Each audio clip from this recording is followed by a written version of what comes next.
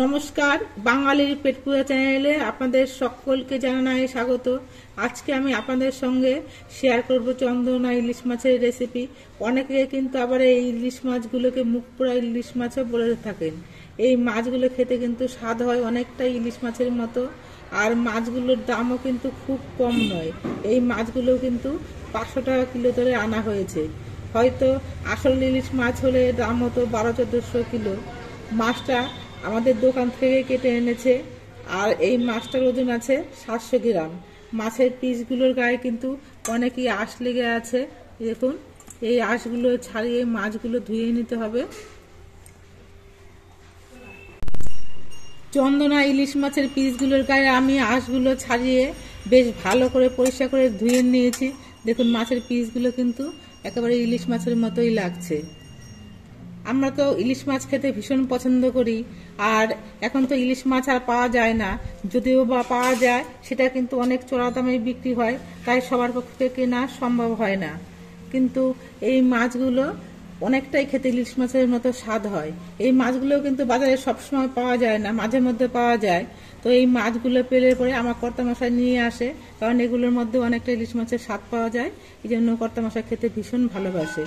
এবার মাছগুলো গায়ে আমি নুন আর হলুদ মাখিয়ে নেব। আপনারা যদি এই ইলিশ মাছ পান, তাহলে একবার রান্না করে খেয়ে দেখবেন, অনেকটা ভালো লাগবে। ইলিশ মাছের স্বাদ পাবেন এই মাছের মধ্যেই। আমাদের বাজার থেকে 700 গ্রাম মাছ এনেছে। আমি সবগুলো মাছ আজকে রান্না করব না, আমি কয়েক পিস মাছ নিয়েছি। এই মাছগুলো আমি রান্না করব, আর মাছের পিসগুলোর গায়ে কিন্তু আমি নুন হলুদ বেশ ভালো করে মাখিয়ে নিয়েছি। এই চন্দনা ইলিশ মাছটা আমি বেগুন দিয়ে রান্না করব, তার জন্য একটা বেগুন নিয়েছি। এই বেগুনটা এবার আমি বড় বড় পিস করে কেটে নেব।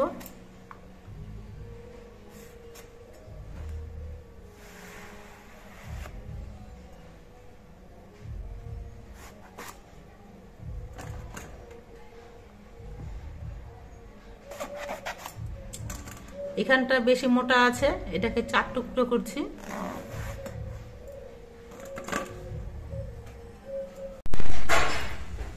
এবার বেগুনের পিসগুলো আমি ধুয়ে পরিষ্কার করে নেব।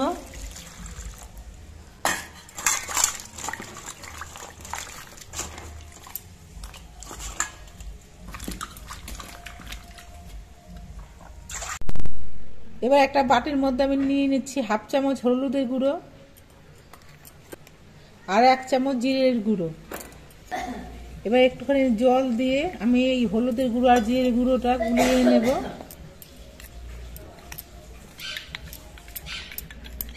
গুঁড়ো মশলা দিয়ে তরকারি রান্না করলে মশলাগুলো যদি আগে থেকে গুলিয়ে রাখা হয়, তাহলে কিন্তু তরকারি টেস্টটা অনেকটাই বেশি ভালো হয়। আজকে রান্নাটা আমি গ্যাসেই করব। আমার হাতে খুব অল্প সময় আছে, এই জন্য মায়ের বাড়িতে গিয়ে কাঠে রান্না করার সময় আমার হচ্ছে না। কড়াইতে দিয়ে দিচ্ছি সর্ষের তেল। সর্ষের তেলটা ভালো মতো গরম করে নিয়ে দিতে হবে। তেলটা কড়াইয়ের চারপাশে লাগিয়ে নিচ্ছি। তেলটাও বেশ ভালো মতো গরম হয়ে গেছে। এবার মাছের পিসগুলো আমি ভেজে নেব।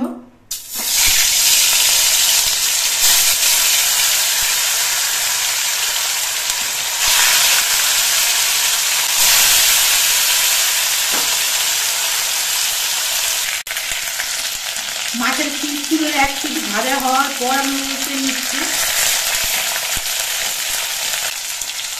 ইলিশ মাছ কিন্তু খুব ভাজতে নেই, খুব হালকা করে ভাজতে হয়। এই মাছটা ইলিশ মাছের মতো খেতে হলে কিন্তু মাছটা একটু ভালো করে ভেজে নিতে হবে। মাছের পিসগুলোর 2 পিঠে আমার ভেজে নেওয়া হয়ে গেছে। এবার মাছের পিসগুলো আমি নামিয়ে নিচ্ছি।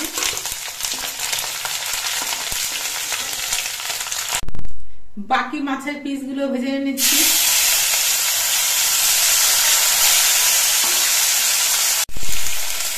সবগুলো মাছের পিসে আমার ভেজে নেওয়া হয়ে গেছে। এই মাছগুলো কিন্তু একটু নরম প্রকৃতির হয়, এই জন্য ভাজার সময় কিন্তু আস্তে আস্তে উল্টে নিয়ে ভাজতে হবে। আমি প্রথমে কড়াইতে যেটুকু তেল দিয়েছিলাম সেটুকু তেল আমার মাছ ভাজতে লেগে গেছে। কড়াইতে আবার একটু তেল দিয়েছি। এবার তেলের মধ্যে দিয়ে আমি বেগুনগুলো ভেজে নেব। বেগুন ভাজতেও অনেকটাই তেল লেগে যাবে।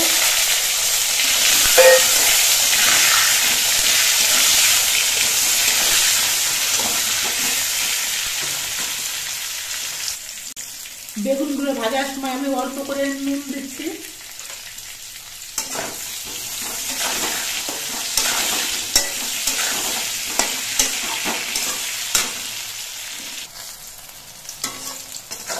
বেগুনগুলো আমি লালচে রং ধরিয়ে ভেজে নিয়েছি।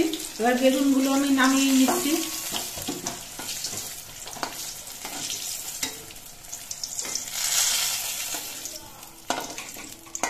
বেগুনটা ভাজার পর কড়াইতে যে পরিমাণ তেল আছে এই তেলেই কিন্তু মাছটা রান্না হয়ে যাবে। এবার তেলের মধ্যে দিয়ে দিচ্ছি অল্প করে একটু কালো জিরে, আর দিচ্ছি 2 চেরা কাঁচা লঙ্কা। কালো জিরে আর কাঁচা লঙ্কাটা একটু ভেজে নিতে হবে। কালো জিরে আর কাঁচা লঙ্কাটা ভাজা হয়ে গেছে। এবার দিয়ে আমি বাটির মধ্যে হলুদের গুঁড়ো আর জিরের গুঁড়ো গুলে রেখেছিলাম সেটা দিয়ে দিচ্ছি।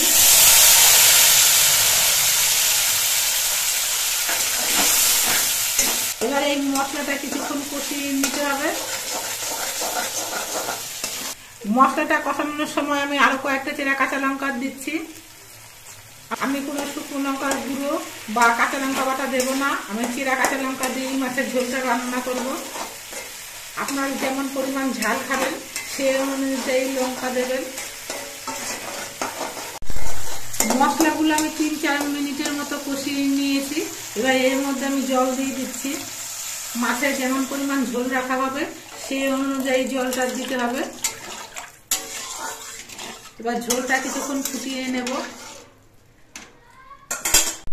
এবার এই ঝোলের মধ্যে আমি পরিমাণ মতো নুন দিচ্ছি।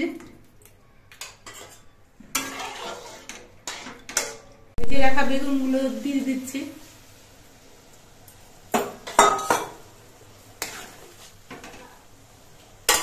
এবার ভেজে রাখা মাছগুলো দিয়ে দিচ্ছি।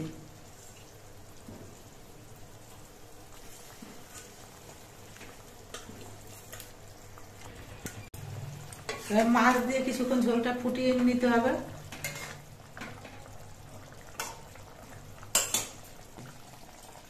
আজকে আমি চন্দনা ইলিশ মাছটা বেগুন দিয়ে আর অল্প একটু জিরের গুঁড়ো দিয়ে রান্না করলাম। আপনারা ইচ্ছে করলে কিন্তু এই মাছটা শুধু শুধু একটু সর্ষে বাটা দিয়েও রান্না করতে পারেন, তাহলে কিন্তু মাছটা খেতে ভালো লাগবে।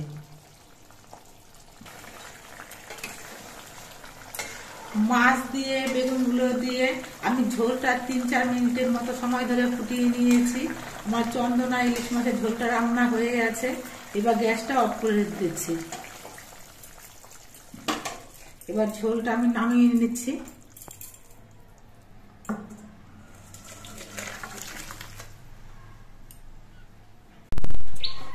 আপনারা দেখতে পেলেন আমি কিভাবে মুখ পোড়া ইলিশ বা চন্দনা ইলিশ মাছটা রান্না করলাম। এভাবে রান্না করলে যেমন সহজভাবে রান্না হয়ে যায়, তেমনি খেতেও কিন্তু খুব ভালো হয়।